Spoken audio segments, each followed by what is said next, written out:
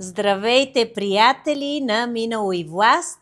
Днес продължаваме едно пътешествие, което започнахме в предходни два епизода за историята на Съветския съюз. Един от най-ярките и обичани историци на България, професор Искра Баева. Първите ни срещи говорихме за раждането на революцията, за идеите, за хаоса и надеждите на едно общество, което се опитваше да създаде нов свят. Също за признаването на Съветския съюз от великите сили. Предходните два епизода с професор Баева също може да ги намерите в канала ми Минало и власт. Днес ще продължим тази история. Ще поговорим за ролята на Ленин, за неговата визия, за последните му дни и за бурята, която идва след смъртта му. Ще обсъдим също големия въпрос как Сталин успява да се наложи над своите опоненти, личности като Троцки, Зиновиев, Каменев, Бухарин и на къде той насочва една държава, която тепърва започва да се превръща в суперсила. Останете с нас, защото тази история не е просто минало, а тя е предупреждение, огледало и урок за всички ни, които искат да разберат как се ражда и как оцелява властта. И ако ви харесва това, което правя и искате да видите продължението на историята в следващи епизоди, натиснете камбанката и се абонирайте за канала напълно безплатно. И така, здравейте отново, професор Баева. Здравейте на вас и на вашите зрители. Много се радвам, че отново съм тук. Аз също, изключително много. И да преминем направо към първия въпрос. Как и защо Съветска Русия се превръща в Съветски съюз в края на 1922 година? Струва ми се, че това е естественият ход на революцията, тъй като когато тя е избухнала 17-та година, тя е революция в Руската империя. Само че Руската империя се разпада и то се разпада и благодарение на един от основополагащите актове, декретът за мира, в който Ленин е обявил, че народите на Руската империя могат да се самоопределят до отделяне от Русия. Сиреч е дал възможност на национализма, който в това време играе бурна роля в Русия, да завърши с създаване на нови държави. И докато в Съветска Русия се води основния спор за това, за бъдещето на революцията и дали има шанс тази революция да се утвърди. Идеята на Ленин, разбира се, е тази революция да пренесе, революционния план да бъде пренесен в Западна Европа, където е мястото на тази система. Той никога не е смятал, че Съветска Русия е готова за изграждане на социализъм, въобще за реализиране на плановете на марксизма. В това време в другите области на Русия, не руските области на Русия, се водят подобни борби, тъй като болшевишката партия има подразделение и в другите държави. И именно това, от една страна правото на народите на самоопределение до отделяне, и от друга страна започналата гражданска война и чуждестранна интервенция оформя тази сложна система на от една страна Съветска Русия, от друга страна Украйна, отделна Украйна, Беларус, една далекоизточна република, която е буферна, за да отбива ударите на японското нашествие и американското нашествие в Далечния изток, и една много особена формация, която се казва за Кавказска република или Съветска република зад Кавказ. Какво е особеното? Особеното е, че тя се състои от три народа, които имат много различни виждания, както своите собствени различна история, различна традиция, така и в отношенията помежду си. Става дума за Грузия, Армения и Азербайджан. Общности, които са твърде различни, но болшевишката идея е такава, че хората са равни, че трябва да бъдат залага на интернационализма, затова това е една такава обща държава на народите на Кавказ, най-общо казано. И след като приключва гражданската война и чуждестранната интервенция, за голяма изненада на повечето участници въобще на света, с победа на болшевиките, които изглеждат слаби, разпокъсани, но успяват благодарение на Ленин, успяват да предприемат такава тактика да намерят съюзници, и то съюзници, които се променят с времето, според ситуацията. Но най-вече най-важното, разбира се, е привличането на селяните на страната на болшевиките, тъй като селяните, няма никакво съмнение, са около 85% от населението. Това е една селска страна и без селяните, без участие на селяните, нищо не би могло да се реализира. В крайна сметка, когато болшевиките побеждават през 20-та година, са изправени пред проблем. И проблема е следния. От тук нататък на къде? Този проблем се ражда и той е добре разбран от Ленин, тъй като това е основната фигура за развитието на революцията. И този въпрос звучи последният начин. От тук нататък на къде? Тъй като неговите надежди, това, което той е предвиждал, че руската революция ще подпари революция в Западна Европа, където и е мястото, защото там обществото е зряло, не се реализира. Ноемврийската революция в Германия през 18-та година в крайна сметка завършва с тя е успешна от гледна точка на Германия, но не успешна от гледна точка на болшевишкия проект. Тя завършва с социал-демократически проект. Болшевишкия проект претърпява крах. И при това положение въпросът е какво да се прави в Русия. Тя е тръгнала по тази революция, но няма подкрепа на други държави, а според марксизма, новия строй, комунизъм, с първа фаза социализъм, той трябва да бъде в целия свят. Той трябва да едновременно да се развива в целия свят. И отговор на този въпрос търси Ленин в 10-я конгрес на Руската комунистическа партия болшевики, проведен през март месец 1921 година. И на този отговор всъщност е това, което се нарича нова икономическа политика. А новата икономическа политика не е нищо друго, освен връщане към пазарната икономика. Защо трябва да се връща? Защото преди това имало военен комунизъм, при който всичко се е развивало, само че във военни условия, според предвижданията на марксизма. Фактически новата икономическа политика, или НЕП, наречен НЕП, е връщане към нормалността в развитието на Русия в икономическо отношение. И точно това връщане към нормалността означава, че Ленин си дава сметка, че революцията не е завършила по начина, по който той е предвиждал да се превърне в глобална, в европейска, обща европейска революция, и се опитва да възстанови развитието на Русия по класическия начин, или това, което Плеханов още преди революцията е предупреждавал, че Русия не е готова и че на нея ще трябва много време, за да се превърне в развита държава, която да създаде условия за следващия етап.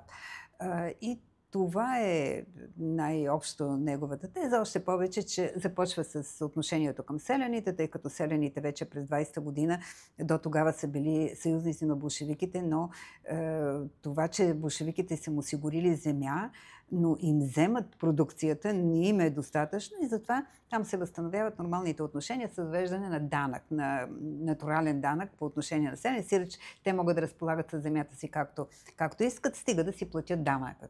Това е идеята. И тук това връщане назад, тая нормализация в икономическо отношение на Русия, разбира се, тя позволява за сравнително кратко време руската икономика, в вид на най-вече аграрната икономика, да се възстанови, да въвежда се една много стабилна руска валута, наречена червонец, рублата, която е наречена червонец. Но въпросът е какво става с политиката. И по този въпрос Ленин още на 10-я конгрес въвежда известна свобода за икономическо развитие, но по отношение на политиката следва обратния процес, като се забраняват фракциите, забранява се вътрешно-политическата борба в болшевишката партия, която по волята на революцията вече останала единствената управляваща сила, след като левите есери са отстранени, те правят идеоми за... Но така или иначе болшевишката партия остава единствената партия и в нея започват да се развиват различни идеи. Проблема обаче е властта. Могат да си позволят известно икономическо раздвижване, но при запазване на властта. И този механизъм, икономически свободи, при затягане на дисциплината вътре в ръководната партия, ще го видим по-късно и при следващите опити за икономически реформи. Най-вече ще го видим в китайската реформа на Дън Сяопин през 80-те години. Значи, точно същия механизъм ще го видим. Така или иначе, тази забрана на фракции, на фракционната дейност вътре в болшевишката партия осигурява стабилност на управлението и същевременно развитие на икономиката. Следващата стъпка, това е 21 година, следващата стъпка, разбира се, е свързана с това, което говорихме минали път за признаването на Съветска Русия. Тя има нужда да бъде призната от развитите държави. Първо, за да участва в международните отношения, но най-важното е за да получи икономическа помощ, кредити, за да може да възстанови. Все пак това е държавата, която е воювала най-дълго от 14 до 20 година. Няма друга държава, която толкова дълго да е воювала по време на Първата световна война и след нея. И след като и това е извършено, или поне първите стъпки са направени през 1922 година с Рапалския договор, идва въпроса Съветска Русия сама ли ще бъде в този път, който е избрала, или тези тактически разделения, които са направили, тъй като няма никакво съмнение, че да, Украинска Съветска социалистическа република, тя се бори с Украинската народна република, нали, в крайна сметка успя да победи, но успя да победи благодарение на Червената армия. Червената армия е този елемент, който обединява цялата територия на постимперска Русия от тези територии, които не са отделени окончателно. Окончателно са отделена Полша, окончателно отделена Финландия, отделени са, макар и както се оказва не окончателно, всъщност те всички вече са отделно, но тогава са отделени Балтийските републики, Литва, Латвия, Естония, но в останалата територия на Руската империя има много силно такова комунистическо движение и тогава решава, че вече като не е изпълнена основната задача да се прехвърли в Европа тази революция, то трябва да се обедини това пространство, което вече върви по този път и така се стига до идеята за обединяване на Съветска Русия с останалите съветски републики, които са създадени на територията на Руската империя. И тук ми се струва важно да се каже, че има различни проекти, различни виждания как трябва да стане това. И основната разлика е между две фигури, които се оказват и основни фигури за историята на Русия – Ленин и Сталин. Да, това исках да попитам. Каква е ролята на Ленин? За създаването на Ленин, че той успя да се пребори за своя проект, а не за проекта на Сталин. И може би това е всъщност първия случай, когато Сталин се заявява с особена позиция в развитието на държавата. Каква е тая особена позиция? Тази особена позиция е, тук трябва да припомня, че в първото съветско правителство, Совнарком, Сталин е член, но той отговаря за националностите. Той е грузинец по произход и отговаря за националностите в това интернационално правителство. Определено може да се каже. Само че неговите виждания за развитието, бъдещото развитие на тази държава се отличават от Лениновите, защото Ленин с декрета за мира е заложил на национални виждания, на отделни национални виждания, докато Сталин смята, че това е по-скоро вредно и че трябва да се върви към една унитарна държава, една обща държава, в която отделните народи няма да имат някакви специални права, а всичко ще бъде както е било в Руската империя на отделни административни области. И това е поначало неговото виждане по националния въпрос, докато виждането на Ленин е, че той вижда, че национализма е много силен и трябва да се уважава национализма. И затова смята, че трябва да се даде възможност на тия потиснати преди това народи да се развиват самостоятелно и по този начин да се привлекат към болшевиките, тъй като те имат негативно отношение към Руската империя. Значи те са били потиснати, а сега да ми се даде възможност за самостоятелно развитие. И тук, докато Ленин се занимава с други неща, Сталин предлага това бъдещо обединение на вече съветските републики да бъде извършен на принципа на единна държава. Единна държава, Съветска Русия да се превърне в единна държава, вътре в което да имат автономия тези вече утвърдени републики. Белоруската, украинската, кавказската, тъй като далекоизточната вече е престанала да съществува. И до когато разбира това, Ленин се противопоставя и казва, не, те трябва да имат самостоятелно развитие. И така той успява, защото все още неговия авторитет не все още, той е безспорен авторитет, тъй като благодарение на него в Русия е станало нещо, което никой не вярва, никой не очаква и че може да стане. Че не само извършена тази революция, тя е успяла да победи в тези сериозни предизвикателства, гражданска война, чуждестранна интервенция. И да не говорим за икономическите проблеми. И при това положение се налага тази идея, тези държави да бъдат обединени в едно цяло, равноправно да бъдат обединени. И така се ражда идеята това да стане, наименованието на новата такава общност да бъде съюз на съветските социалистически републики. И както виждате в това наименование, така названието Русия не присъства. Русия е една от тези републики. Това е виждането на Ленин. Ленин смята, че бъдещето на тази общност, освен на социалистическа, то е интернационално, че национализма постепенно ще отстъпи място, ще бъде изживян, но в момента те трябва да бъдат равноправни. Разбира се, трудно може да се говори за равноправие в съюза на държави, които са твърде различни. Съветска Русия е огромна, за Кавказската република е съставена от 3 отделни части, някои от които Грузия, например, не е особено с голямо желание участва в тази общност.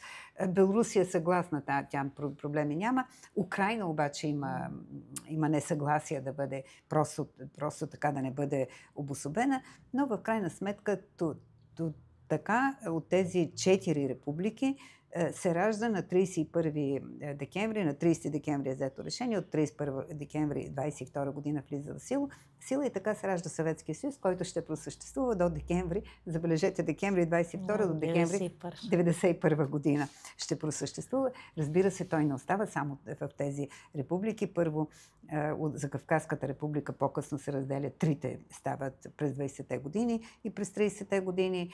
После някои от териториите, които са били вътре в Съветска Русия, като Таджикистан, Киргизстан, Узбекистан, се отделят като самостоятелни републики. След Втората световна война към Съветския съюз се присъединяват. Разбира се, това е плод на войната, няма да не влизаме в подробности. Литва, Латвия, Естония, Молдова е създадена след в Бесарабия. И така съветските републики стават 15. И затова, когато този скандален пример с българската история говори за 16-та република. Точно така. Така че това е идея на Ленин, който разбира, че европейска революция няма да има и затова трябва да се обединят всички сили на това, което вече е постигнато и в противоречие с Сталин, който смята, че това трябва да стане на една голяма руска, да се повтори Руската империя по същия начин, докато Ленин предпочита те да имат самостоятелност отделните републики, верен на идеята, че трябва да се съобразяваме с реалностите. Реалностите са такива, че национализма продължава да играе значителна роля. А какво означава скорошната смърт на Ленин за Съветския съюз? За съжаление, от гледна точка на историческото развитие, сега не мога да кажа, но струва ми се, че има за какво да съжаляват и гражданите на Съветския съюз за скорошната смърт на Ленин. Аз знам, че много хора не го обичат, не го одобрят, смятат, че той създава големия проблем на 20 век с тая революция и нейното утвърждаване.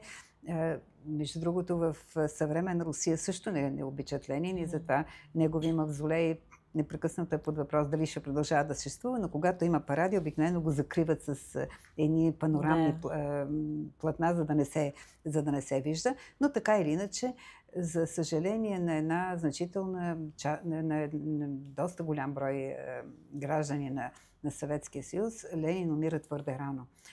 Още през 22 година, за която говорих до сега, той има проблеми, здравословни проблеми, тежки главоболия. Сега някои твърдят, че това е в резултат на нали, има атентат срещу него и че куршумите са били заразени. В крайна сметка за историята това няма кой знае колко голямо значение, но така или иначе получава първия инсулт и от 22 година, от края на 22 година, той е не много работоспособен. Продължава да ръководи, но вече не може, например, още през 22 година на Генуезската конференция праща Чичерин, а не той както е трябвало да бъде. През 23 година вече състоянието, здравословното му състояние се влошава и оттам той постепенно губи контрол върху развитието на Съветския съюз. И то малко след като го е насочил към икономическо възстановяване чрез пазарна икономика и задържане на политическата власт. Оказва се, че и двете не могат да бъдат много стабилни, защото икономическото възстановяване на базата на пазарни отношения, на това, което се нарича НЕП, създаването на НЕП-мани, фактически частната инициатива се възражда, което води до реализиране на нови предприятия, печалби на предприятията, създава се една група, които са наречени НЕП-мани, хора с значителни богатства, които... Значи, съживява се икономиката, но това не се оказва трайно, защото зависи от политическата власт, а пък политическата власт, така както той още на този 10-ти конгрес е свил вътре в рамките на болшевишката партия, която трябва да бъде единна, да не позволява фракции, фактически двете се използват от неговите наследници. В първия случай икономиката прави завой от пазарен към изцяло планиран тип с пълно планиране, а от политическата сфера, от това единство на партията се превръща в единство на решенията да се взимат само от един човек. Значи, това са последиците. Затова казвам, че за съжаление Ленин много скоро вече няма възможност да ръководи. Значи, това, което прави е по отношение на това как да бъде създаден Съветския съюз, но оттам нататък му е все по-трудно да контролира нещата, тъй като лекарите го съветват да работи по-малко, той не получава достатъчна информация за развитието на нещата. Най-вече значение има и това, че за него го информират и връзката с него се поддържа от избрания за генерален секретар по това време на болшевишката партия Йосиф Сталин, Джугашвили, който по време на заточението е получил псевдонима Сталин, което Сталин на руски значи стомана, значи стоманение като характер. И това дава възможност на Сталин да контролира както информацията, така и това, което излиза от Ленин. Този контрол не е пълен, тъй като неговата съпругата на Ленин, Надежда Крупская, се опитва да излезе от този затворен кръг и да предава, да изрази недоволството на Ленин и да предава неговите виждания в периода 23-24 година.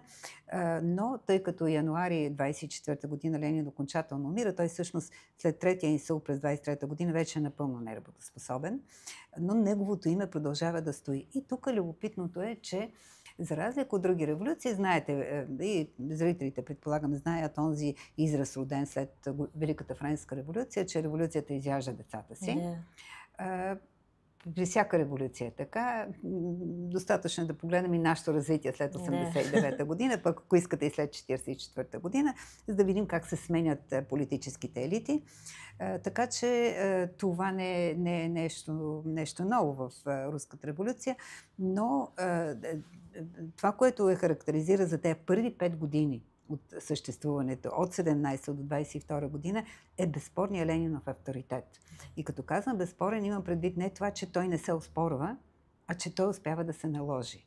Той успява да се наложи в такива най-важни въпроси, принципни, повратни въпроси, като Брестския мир, който знам, че сега много се критикува, че е предателство за националните интереси, ама това е единствения вариант Русия да не претърпи пълно поражение. И мисля, че е прав в това отношение.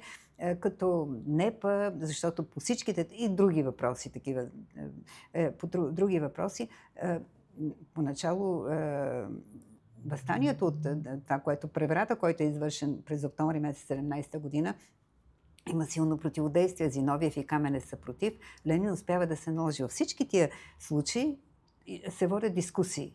И в някои случаи, както с Брестския мир, мнозинството от ръководството на болшевишката партия е против. Само че Ленин успява да ги убеди. И това говори, че неговия авторитет е безспорен от гледна точка на умението му да убеждава. И поради тази причина, докато той е жив, в общи линии няма такава борба за власт, каквато ще се породи естествено след неговата смърт. Така че неговата смърт в началото на 24-та година изиграва доста роля на голямо сътресение, огромно сътресение. Отведнъж изчезва центъра. Той е бил толкова силен център, че изчезването на центъра поставя под въпрос: а сега на къде? Отново поставя този въпрос: а сега на къде? И докато преди това, когато този въпрос е бил поставен през 18-та година, през 20-та година, Ленин е бил човека, който е очертавал новите пътища.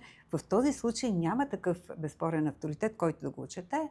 И това, разбира се, води до това, което важи при всички такива, особено централизирани системи, борбата за властта, наречена в случая борба за Лениновото наследство. Да. А какви са предизвикателствата пред наследниците на Ленин? Те са огромни. И те са огромни, защото първото е как да се отнасят към НЕП-а. Как да се отнасят към тая. Дали да разширяват, защото все пак НЕП-а не е възстановяване пълно на пазарната икономика, е контролирано и ограничено това възстановяване. И там предизвикателствата са на първо място икономически. Дали да се продължава по този път, а този път е очертан с едни статии на Ленин преди това, че Русия се нуждае от едро машинно производство, сиреч от индустриализация, за да може да върви и в социално отношение напред.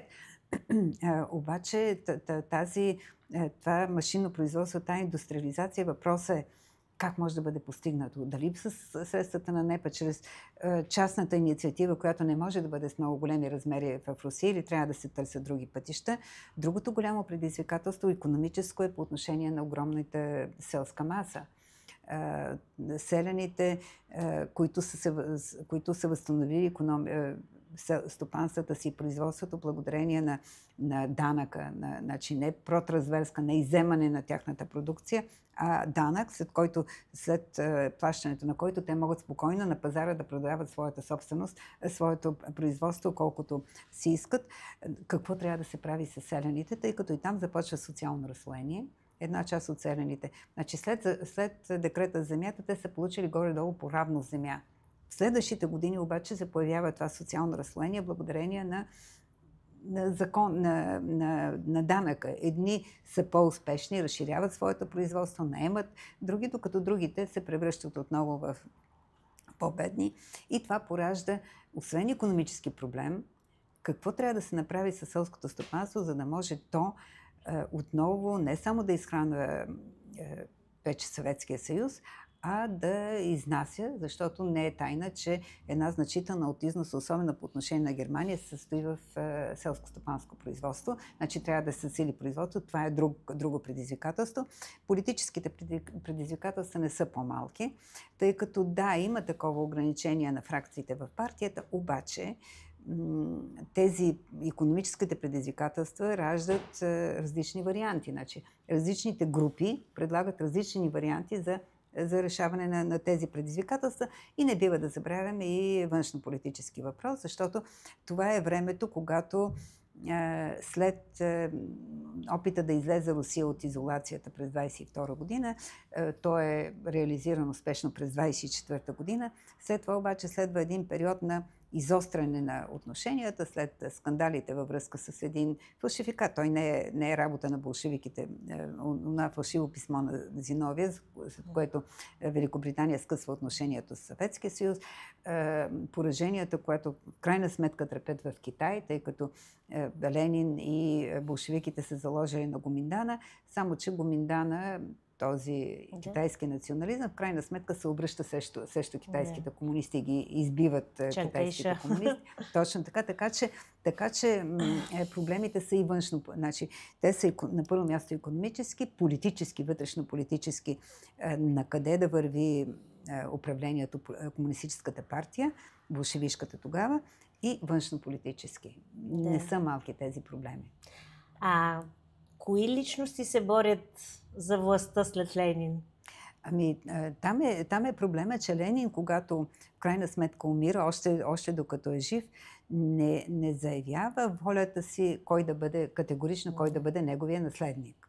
Сега, разбира се... Смята се Троцки, по принцип. Но въпреки това той не казва кой да бъде. Да. Има едно писмо до Конгреса 23-та година, което се нарича така Лениновото наследство, нали, Лениновото завещание, нали, така се нарича. Но дори в това писмо, където той изброява една група от хора, 5 души изброява, даже 6, но не казва кой да бъде. Сега, в това има логика. Защото, нали, това не е империя, в която император да определи кой да му бъде наследник. Това все пак е република, където би трябвало всеки да има. И въпреки това хората очакват от Ленин, който е довел Русия до това и Съветски съюз до това положение, очакват той да посочи. Само, че той съзнателно и несъзнателно не иска категорично да посочи, макар че е ясно. Те изброените, той ги изброява в това свое писмо. На първо място поставя Троцки, защото Троцки е наистина голямата фигура в идейно отношение. И заради него се печели и войната. Той е създател на Червената армия и не само създател на Червената армия, а всъщност Червената армия успява да се справи с всички предизвикателства. Значи той съчетава организационни умения с Червената армия и идейни, значи той участва в тези идейни сблъсъци още в началото на 20 век. Все пак трябва да кажем, че той се движи между меншевиките и болшевиките. Той не е болшевик, за разлика от Ленин и другите, а той е меншевик, който после преминава, нали, в различни посоки, спори с Ленин, понякога път много остро спори с Ленин, но това е голямата фигура. И именно това, че е голямата фигура и Ленин го отчита в това писмо, казва, това е голямата фигура, но казва, той е самовлюбен и често пъти не се съобразява с мнението на другите. Значи той има прекалено голямо самочувствие и това наистина е така. Следва интересното, че следва Сталин. Защо посочва като следваща личност Сталин? Защо Ленин посочва Сталин? Защото Сталин в този целия период на революцията, първо той е в революцията, той е в болшевишката партия от самото начало и няма такива завивания наляво или надясно, той си е последователен. Той е вътрешен човек. Той един или два пъти е участвал в международни извън Русия, но той е изцяло формиран от вътрешните условия, от руската империя условията. Не се интересува от идейни спорове. Смята, че това са буря в чаша вода, че тук е важно и се занимава с организацията, с партията. Затова той е определен като организационен секретар, после избран за генерален секретар, защото смята, че той трябва да се занимава с организационна работа. Като добър организатор го посочва писмото си и Ленин, но обръща внимание на неговата грубост, силови похвати и така нататък. Най-вече на грубостта, като има предвид и отношението му към съпругата, към Крупская, където той също така е Сталин по познатия си начин. Това, че Сталин се занимава с организационна дейност, в очите на другите посочени в писмото, изглежда като недостатък. Защото той не разбира, нали, тук нашите въпроси са какво трябва да правим, идеи, концепции да раждаме, докато Сталин се занимава с организационните въпроси. Той няма собствени идеи, като изключим това спора по съставянето на Съветския съюз, но и той е организационен. Той не е идеен, а организационен спор. И затова дълго време го пренебрегват. Именно защото не смята, че той е от този калибър, че той не е мислител. Той е организатор. И за него, нали, Ленин предупреждава за личните му качества, но го посочва на второ място. Следват Зиновиев и Каменев. Те, Зиновиев и Каменев, двамата вървят заедно, макар че са различни личности, но вървят заедно, защото първо са близки, второ единомишленици и до края действително вървят заедно, а края им е доста тъжен, защото те са осъдени и екзекутирани през 30-те години, но така или иначе са заедно. Зиновиев е също така, има свои идеи, той гледа на революцията отвън, смята, че и той също, както и Троцки, са привърженици на идеята за перманентна революция, че революцията трябва да се развива. Затова Зиновиев е начало на Коминтерна, на Третия комунистически интернационал. Той поддържа връзките с другите партии, смята, че с другите комунистически партии и смята, че трябва Съветска Русия и Съветския съюз трябва да оказват всячески помощи на тези комунистически партии в света, за да извършат революции. Защото смята, че само революцията в Русия не е достатъчно. Че за да се утвърди тази система, тя трябва да стане глобална или поне европейска. И той се занимава с тези дейности. И последният човек, когото, а пък Каменев е по-скоро подкрепят идеите на Зиновиев. И двамата обаче имат този проблем, че през октомври месец 17-та година са били против революцията и не против вземането на властта, против преврата. И не само това, а са извели своята гледна точка срещу въстанието, което се е подготвило в пресата. И по този начин Временното правителство е научило. Един вид предали са подготовката на въстанието и това няма да им го забравят и ще им го припомня. И Сталин ще им го припомня този епизод. Тогава Ленин е много, много неприятно изненадан и ги атакува много силно, дори се опитва да ги отстрани, но само толкова и след това ги връща обратно. Ленин поставя Зиновиев в начало на Коминтерна, въпреки че той го е предал 17-та година. Значи, тия неща са в хода на споровете за революцията, а не в личните отношения. След смъртта на Ленин, вече нещата отиват в друга плоскост. Последният човек, когато споменава Ленин и който има значение за развитието на Русия, е Николай Бухарин. Николай Бухарин е мислител, но мислител, самия Ленин казва, да, той има много хубави идеи, той е верен, от самото начало писал основите на комунизма, такъв нещо като брошура, учебник е писал, но той не разбира марксизма, не разбира динамиката на марксизма и не разбира марксизма като истинско учение, което се развива, доста схоластично разбира марксизма. Но той се занимава с икономиката. И това са тия 5 фигури, които и Ленин посочва в писмото си, които не само поради тая причина, а поради усещането си, че те могат да наследят Ленин, се включат в тая борба. И определено трябва да се каже, че да, Троцки има като стар болшевик, като с огромни заслуги за победата и всичко, има самочувствието, но всъщност истинският наследник през първата година, даже малко повече от година, на Ленин е Зиновиев. Защото Зиновиев чете докладите на конгреси, това, което преди това е правил Ленин, за политическата обстановка, за задачите, които... Троцки е интелектуалец, може да се каже. На него всичката тая партийна дейност му изглежда... Значи той смята, че самия факт, че той има такива идеи, има такива заслуги, е достатъчен да получи. Не полага усилие да се бори.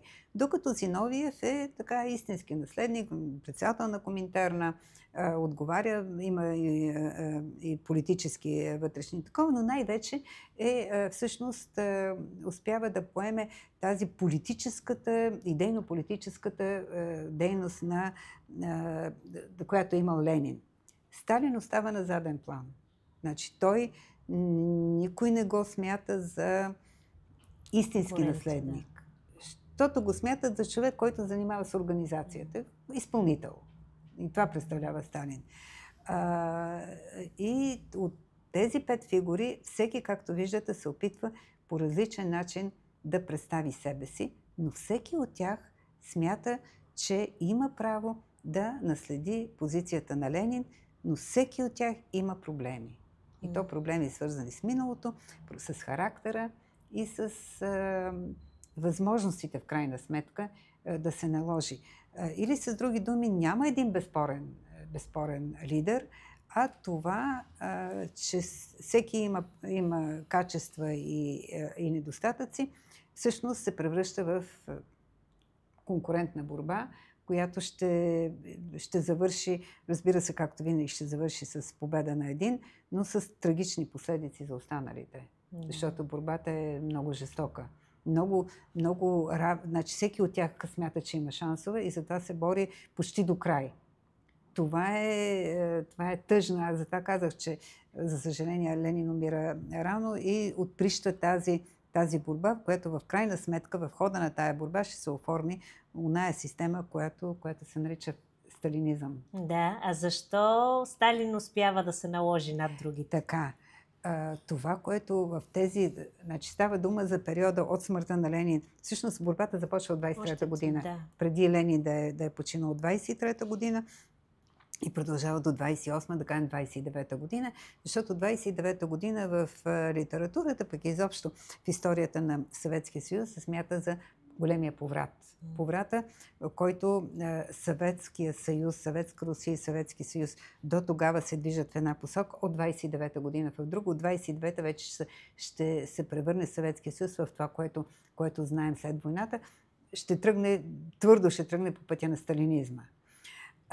Този период от 23-та до края на 28-29 година е период, както виждате, дълго време. Не е борбата да е за няколко месеца да се наложи някой и да започне да управлява. Борбата за това кой да наследи Ленин е дълга. В началото всеки смята, че това може да стане наследството на Ленин, да се разпредели. Единия да поеме едната част, организационната, другия да поеме политическия, трета да поеме икономическата част и така да съжителстват. Да. Това не става, както знаем в практиката. Почти никога не става. Ние го виждаме това и в съвременния свят и насякъде политиците, когато си разпределят властите, в един момент всеки започва да се стреми да вземе по-голяма част от власт. Но този дълъг период от 5 години позволява на този, който е по-добрият тактик да победи. Става дума за тактика, не за стратегия, за тактика. Да. Разбира се, в тая тактика се намесват и стратегическите виждания, идейните виждания, но основното е тактиката. В началото конфликта, който между най-ярките фигури се оформя между Троцки, който е безспорният съратник на Ленин, той е голямата фигура, и този, който на практика наследява функциите на Ленин, Зиновиев. Значи Зиновиев и Каменев, разбира се. В този конфликт между Троцки, Зиновиев и Каменев, Сталин като човек, който се занимава с организацията, застава на страната на Зиновиев, тъй като смята, че Троцки първо в очите на обществото е прекалено силна фигура, но в партийния апарат е относително слаба фигура и може да се справят с него и те наистина го правят. 23-та, 24-та година успяват на няколко стъпки. Разбира се, помага им това, че Троцки е много невъздържан и в писанията си, че разболява се в един момент и не може да участва в заседанията. Но най-вече това, че Троцки смята, че е достатъчно да говори пред хората, да ги убеждава и това е достатъчно да се победи вътре в партийните структури. А в партийните структури по-важно е да ги привлечеш чрез работа на място, да ги привлечеш, да очертаеш образа на противника като проблемен образ в партийните структури, защото те решават. Да. Не е въпроса колко добър оратор си и какви хубави идеи развиваш в статиите си, защото те се четат сравнително малко, а въпросът е какво ще решат партийните структури. И така Сталин помага на Зиновиев, особено на Зиновиев, пък и на Каменев. Зиновиев държи Ленинградските партийна организация, която е голяма, силна организация. Каменев държи Московската организация, голяма и силна организация. В крайна сметка той като организационен секретар ги подпомага, като постепенно отстранява привържениците на Троцки, наричани опозиционери, вътре в партията. На няколко пъти му поставят въпрос на Троцки дали той не се дава фракции, което е забранено. Самият Троцки е гласувал това да няма фракции в болшевишката партия. Троцки, разбира се, се бори за демокрация, за изразяване на различни мнения, но те му припомнят, и това е вярно, че Троцки е бил най-радикалният привърженик на забраната на разномислието в партията. Той след победа, той ръководи армия. В армията, знаете, врага трябва да бъде унищожен, но след това той е автор на предложението да се милитаризира труда, Значи да се задължат хората да се трудят. Той е доста радикален в своите виждания. И те, като той говори, че трябва да има различно мнение, че трябва за демокрация да се борят, те викат каква демокрация. Нали? Му дават изказвания, които той е бил категорично против. Работническата опозиция се е изказала преди това. И той се оказва напълно безпомощен. До такава степен безпомощен, че в един момент напуска заседанието на Политбюро, защото е обиден от отношението към него. Смята, че той все пак е човека с най-големи заслуги, но това напускане няма никакъв ефект. И така той е изпратен на практика в заточение, преди да бъде изгонен от Съветския съюз, което пък му спасява живота, но не за винаги, само до 1941 година, където са изпратени емисарите. Сталин в това отношение е доста злопаметен. Така че Сталин се справя с големия наследник на Ленин Троцки с помощта на Зиновиев и Каменев. След което обаче той доста умело се намесва в тези икономически спорове, защото има икономически спорове. Икономическите спорове са предизвикани от това, че НЕПА във вида, в който е въведен 21 година, достига до някакви граници. Да, възстановена е икономиката, до някъде е възстановена, но икономиката е на аграрна държава. А Русия, Съветския съюз, той не може да съществува като социалистическа държава, докато е аграрен придатък на другите. Той има нужда от това, което и Ленин е казал, индустриализация. И започва спорове за индустриализацията. И в тези спорове за индустриализация се оформят две групи. От една страна Зиновиев и Каменев, от другата страна е Бухарин. Значи Зиновиев и Каменев са за за индустриализация с помощта на държавата, тъй като казват, ние сме изолирани от останалия свят, трябва да изземем, да натрупаме. Това е първоначалното натрупване на капитал, което при индустриализацията в Англия е станало за сметка на селените. И там овцете изядоха хората. Този израз на Томас Мор мисля, че е валиден. Че трябва индустриализацията в Русия трябва да се извърши с собствени усилия, защото няма откъде другаде. Значи никой няма да им даде тази възможност. И това трябва да стане чрез изсмукване на средства от селото. Това се възприема като лява гледна точка, левичарска, както я наричат. Другата гледна точка на Бухарин е да се заложи върху развитието на селото. И там е известният призив "обогатявайте се". Значи селените да се стимулират, да развиват колкото се може по-ефективно производство, да се обогатяват. И върху тази основа постепенно да се натрупват средства за индустриализацията. Само че това е бавен път, постепенно да се натрупват средства. Сталин се присъединява към Бухарин, към идеите на Бухарин и атакува Зиновиев и Каменев като левичари, като такива, които искат бързо да се премине за сметка на селото. И тази възможност, това, че Сталин контролира партийните организации, му дава възможност да победи, да помогне Бухарин. Формално Бухарин побеждава в тая битка, икономическа битка за селото да бъде стимулирано. По какъв начин? Като постепенно се сменят партийни фактор и в Ленинград, и в Москва, и в крайна сметка Зиновиев и Каменев губят тази битка, категорично губят тази битка и на преден план, даже в един момент са изключени от партията, после някои от тях са възстановени, но Зиновиев е отстранен от Коминтерна и изглежда като че ли Бухарин е победил в тази битка. Ама само изглежда. Тъй като в началото неговата теза за бавната индустриализация, бавното развитие на икономиката на Русия се сблъсква с обективни проблеми. А тези обективни проблеми са невъзможността през 1927 година да се изпълнят зърната на производство, което пък поставя под въпрос външните задължения за износ на зърно към Германия и към други държави. Или се оказва, че НЕПА е достигнал вече, с НЕПА по-нататък икономиката е достигнала до своя максимум, не може повече да се развие благодарение на НЕПА, благодарение на това да се даде свобода на гражданите сами да реализират икономическите си проекти. И тогава по чисто такива причини, просто това се вижда в 1927 година, става ясно, че има икономически проблеми и Сталин започва да критикува Бухарин заради неговия план и на практика да подкрепя идеите на Зиновиев и на Каменев за ускорена индустриализация, за сметка на селото, само че тях вече ги няма. Няма кой да ги определи като левичарски.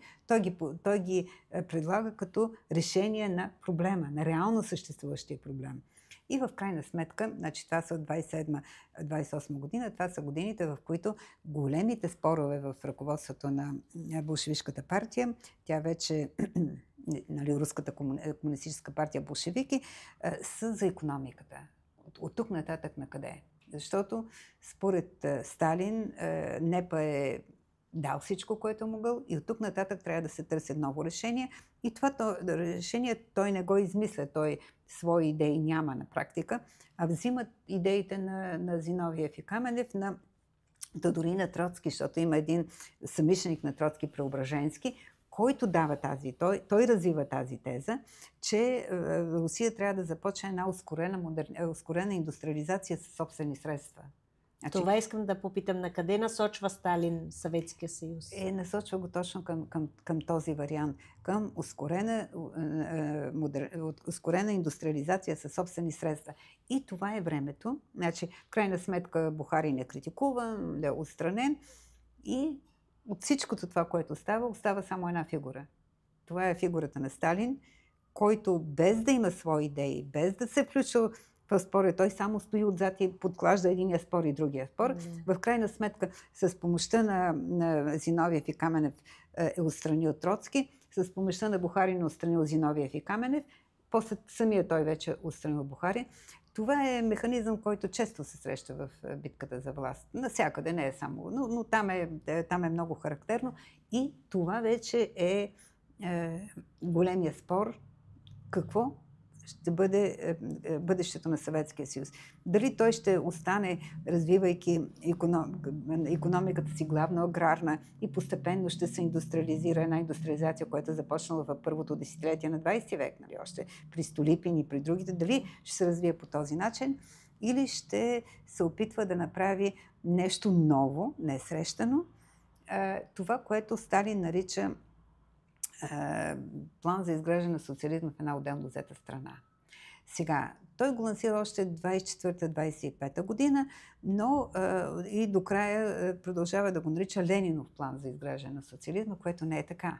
Значи, той има и тая способност да си служи с авторитета на други личности, които да присъедини към свои. Значи, издига култ към личността към Ленин. Да. Не само приема, се възползва от плановете на другите, защото той няма свои идеи, но вижда кое работи в момента, и то различно. В един момент е едното, в другия момент е другото, плановете на другите, но и авторитетите. Няма как с авторитетите на Троцки и Зиновиев, които той е разгромил. Служи си с авторитета на този, който е умрял вече, на който е ярка фигура. Нали? С Ленин, и го нарича Ленинов план за изграждане на социализма, и той го определя как социалистическа индустриализация си рече ускорена, колективизация на селското стопанство, нали? Социалистическа трансформация на аграрния сектор и културна революция.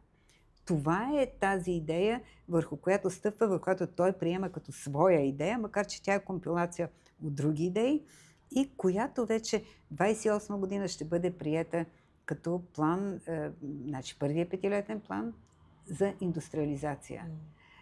Това ще бъде началото на икономическата идея на сталинизма. Аз предлагам да говорим друг път за тази икономическа идея. За сталинизма специално искам да говорим. Но значи, към тази икономическа идея, значи, той тогава е 28 година, той прилага и принципа на отстраняване на противниците не по начин, по който Ленин се е борил с